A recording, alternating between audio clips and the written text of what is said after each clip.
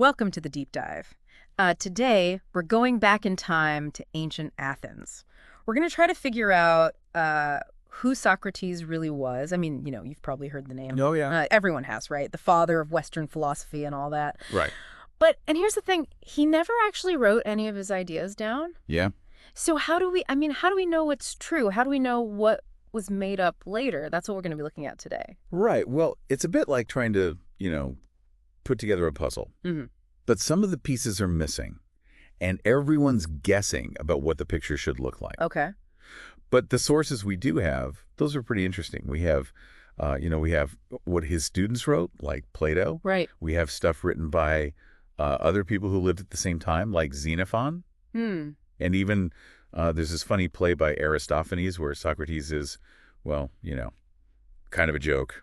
So we've got completely different perspectives right from the start. Oh, yeah. Plus, we're going to be looking at some more modern stuff too, like articles by scholars and even some analysis from YouTube, just to mix things up a bit. Right, right. And it's important to keep in mind that every source, they all have their own biases.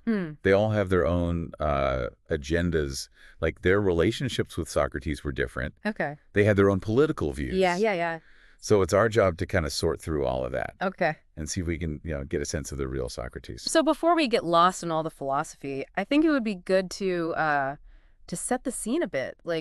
Take us back to Athens in the 5th century BC. I mean, it was a pretty crazy time, lots of change, new ideas everywhere. Right. Democracy was a pretty new idea back then. And Yeah. Athens was like the center of everything. They were debating everything, politics, art, even, the nature of reality. It was a really exciting time to be alive. And Socrates was right in the middle of it all. It seems like he just loved to challenge what everyone thought. Oh, he definitely did. Like he was born to a stonemason and a midwife. Right? And they actually had enough money for him to live comfortably. Yeah. But he chose a really simple life. He really didn't care about money or, social status or anything like that. That's right. He was famous for that. That's really interesting. I mean, he could have just, relaxed and enjoyed his life. Right. But instead he chooses to have these intense philosophical conversations in the marketplace. Yeah, that was his thing. There must have been a reason for that, right? Oh, absolutely. Not just about the ideas themselves. No, it's about how he lived his life. He was a very deliberate person. And his appearance, that was also part of it. Okay. I mean, just picture this guy, right? Yeah. Snub nose, bulging eyes, kind of a big belly. And he's just walking around the marketplace barefoot, talking to whoever will listen. Yeah. Not exactly your typical image of a famous philosopher. No, not really. It's he was trying to be different on purpose. Right. He didn't want to fit in. Yeah, he wasn't interested in fitting into any boxes. Yeah. Socially, intellectually, even, physically. So how did this guy become one of the most important philosophers ever? Yeah. I mean, he was so different from everyone else. Well, this is where we get to the heart of it, the Socratic method. Okay. Socrates wasn't interested in, just giving lectures or bragging about how smart he was. Instead, he used this unique way of questioning. Okay. It's almost like he was an intellectual midwife.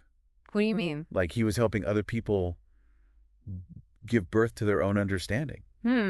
That's interesting. And he's famous for saying, "I know that I know nothing." Right. But, there's more to it than that. Yeah, I mean, obviously he knew some things. Right. Exactly. Yeah. So this is where things get really interesting.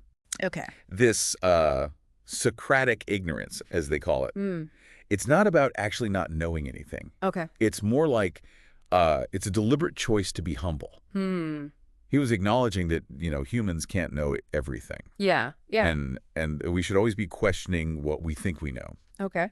And he also said, but that to do injustice and disobey my superior, God or man, this I know to be evil and base. Okay. So he's not saying he knows absolutely nothing. Right. But, he's aware of how much he doesn't know. And he thinks that's important. So it's he's saying, hey, let's be open-minded about these big questions. Yeah. And let's be a little skeptical too, even about our own beliefs. Yeah, exactly. Yeah. And this approach, combined with his wit and his ability to find the flaws in people's arguments, it made him well, really fascinating to some people, Okay. but also really annoying to others. I can imagine Like, it. imagine this really skilled debater, Yeah. but instead of trying to win, he's more interested in finding the truth, Okay. no matter how uncomfortable it might be. Yeah. So, those conversations probably got pretty intense. I bet they did. And we know that not everyone liked Socrates' constant questioning. Right. I mean, it actually got him into some serious trouble. That's right. He ended up being accused of impiety, Okay. which basically meant challenging the religious norms of Athens Mm. and also corrupting the youth with his unconventional ideas. I mean, that was a huge deal back then. Oh yeah. Religion and politics were like totally intertwined. Right. And questioning the gods, well, that was seen as a threat to society itself. Right. Okay, so let me get this straight. We have Socrates, a guy who lived a simple life but had a brilliant mind, Right. and who was completely dedicated to finding the truth, even if it put him in danger. Yeah. No wonder people have been fascinated by him for centuries. Absolutely. It's this combination of intellectual brilliance, strong ethics, and his tragic death that makes him such a fascinating figure. Okay, so in the next part of our deep dive, we'll look closer at his philosophical ideas, Right. and how they influenced Western thought. Right, his legacy. Yeah, his legacy. But before we move on, what stands out to you the most about Socrates so far? I don't know. There's so much. Maybe his commitment to truth, Okay. or his really unusual approach to philosophy, or maybe just his remarkable life story. Yeah, there's a lot to unpack there. So we'll come back to that and see how all of these ancient ideas connect with our modern world in the next part of our deep dive. Right. Okay, so we were talking about how Socrates really shook things up in Athens, and even after his death, his ideas kept spreading and evolving. It's kind of wild how his legacy is like this choose-your-own-adventure in philosophy, inspiring so many different schools of thought. Oh, for sure. For sure. It shows just how profound his ideas really were, right? Like, take the Cynics, for example. They took Socrates' focus on virtue and simple living to a whole other level. Yeah. I mean, Diogenes is right. Living in a barrel, rejecting every single material possession, that's like taking the simple life to the extreme. Yeah, exactly. They saw a lot of hypocrisy in Athenian society, people talking about virtue, but like obsessed with wealth and status. So the Cynics, inspired by Socrates and his, authentic way of living, they just decided to reject all those societal norms completely. So like the ancient Greek hipsters, rejecting the mainstream, going against the establishment. Yeah, that's one way to put it. But their main message was about living according to your beliefs, no matter the cost. And then you have the Stoics, also inspired by Socrates, but they went in a different direction. They focused on controlling your emotions, living in accordance with reason. Okay, so the Stoics were all about inner peace, resilience when things get tough. Did they use the Socratic method too? Absolutely. They saw it as this powerful way to reflect on yourself, to examine your beliefs, make sure they're actually based on reason and not just, fleeting emotions. Right. For the Stoics, it was about understanding the natural order of the universe, accepting what you can't control. That almost sounds like a really early form of cognitive behavioral therapy, like identify your unhelpful thoughts and challenge them. Yeah, I see what you mean. It's about recognizing that our perceptions shape our reality, and we can actually choose how we react to things happening around us. Now, on the completely opposite end of the spectrum, we have the skeptics. They took Socrates' "I know that I know nothing" and really ran with it. So instead of looking for answers, they just embraced doubt. That seems kind of, I don't know, counterintuitive. It might seem that way, yeah. But for the skeptics, doubt wasn't about giving up on truth. It was about recognizing that, well, humans just can't know everything. And it was about avoiding making claims they couldn't back up. They thought that being certain was actually a trap. And by questioning everything, we can get closer to the truth. So they were constantly pushing back, not accepting anything without really thinking about it. Yeah, exactly. Like a radical way of thinking about knowledge. And then, of course, there are the Epicureans. Their relationship with Socrates was a little bit more complicated. Okay. They admired his pursuit of ethical living. But they weren't so sure about his whole virtue is the only path to happiness thing. Right. The Epicureans, they were all about pleasure, enjoying the simple things. Seems like they'd be more likely to, I don't know, argue with Socrates than be inspired by him. Right, you're right. They did prioritize pleasure. But it wasn't about, just being hedonistic or reckless. Mm-hmm. For Epicureans, true pleasure came from living without pain and anxiety. Mm-hmm. It was about cultivating friendships, appreciating the beauty around you. They didn't think chasing wealth or power would lead to happiness. So, like the ancient Greek mindfulness gurus, finding joy in the moment, not getting caught up in the rat race. Yeah, there are definitely some similarities. The Epicureans believed that by understanding reality and our place in the universe, we could achieve this state of tranquility. It's incredible how Socrates, even though he didn't write a single word, became this catalyst for all these different philosophical responses. Right. It shows you the true power of ideas. Yeah. His legacy isn't about some rigid doctrine. It's about inspiring thinkers over generations to grapple with, life's big questions. Right. Like, what is knowledge? What is virtue? Exactly. And his influence went way beyond Greece. That's right.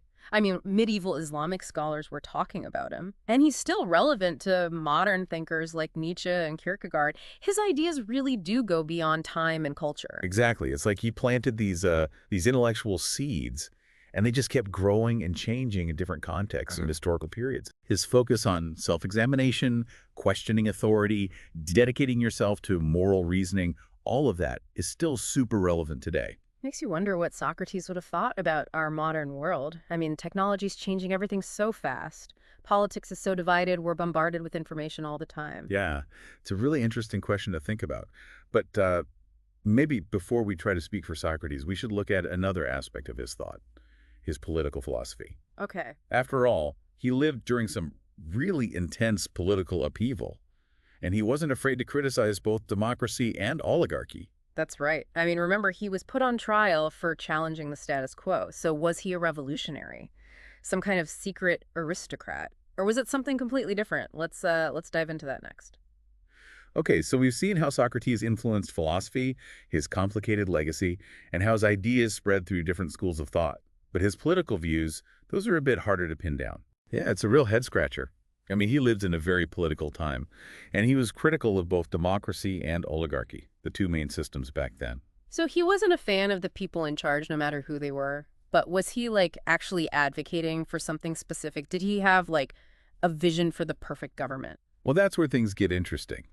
Unlike some others at the time, Socrates never laid out, like, a detailed political plan. But if you look closely at the accounts of his conversations, you can find some clues about what he thought. For example, he often questioned whether Athenian leaders were actually competent. He argued that real leadership should be about knowledge and virtue, not just being popular or powerful. So, like, he wasn't impressed by your average politician, whether they were elected or part of some elite group. Sounds like he had pretty high standards. Oh yeah, definitely. He believed that to govern well, to be just and effective, you needed real wisdom, a deep commitment to the common good. And he saw a lot of self-interest among those in power. Yeah. And he wasn't afraid to call them out on it, even if it meant putting himself at risk. Which brings us back to his trial and execution. It wasn't just philosophical debates that got him in trouble. I mean, he was willing to challenge authority, to point out their hypocrisy, and that definitely played a part in his downfall. Right, exactly. Socrates wasn't some, ivory tower philosopher. He was involved in Athenian life, even served in the military, showed real courage in battle. But he also saw the dangers of power, no matter who held it. Whether it was the few or the many, it didn't matter. Okay, so how do we make sense of all of this? He criticized both democracy and oligarchy, but he also participated in Athenian society. Was he a radical, a dissident, or something else entirely? That's the big question, isn't it? Some scholars think that his focus on individual virtue and his critiques of the rule of the mob, that means he was against democracy. But others point to his respect for Athenian laws, his willingness to die upholding them, and they say that shows he was committed to democratic principles. So it's like he was holding up a mirror to Athenian society, making them see their own flaws no matter what political system they supported. Yeah, that's a good way to put it. And maybe that's the main point of Socrates' political philosophy. It's not about finding the perfect system. It's about always questioning, always challenging, always trying to find a better, more ethical way to govern ourselves. That's something that still resonates today, right? I mean, we're so caught up in these political battles, but Socrates reminds us that real progress comes from thinking critically, questioning what we believe, and being open to other perspectives. Absolutely. He challenges us to look beyond the labels and the slogans and actually engage in thoughtful discussion, even when it's difficult or makes us uncomfortable. Well, I think that's a perfect place to wrap up our deep dive into the world of Socrates. It's been a fascinating journey. It really has. From his unconventional life and his revolutionary way of thinking to his enduring legacy and the countless questions he raised, Socrates continues to challenge and inspire us centuries later. And, as we've seen, his ideas are just as relevant today as they were in ancient Athens. So, to our listeners, we hope you've enjoyed this deep dive into the world of Socrates. And remember, as Socrates himself said, the unexamined life is not worth living. Thank you for joining us.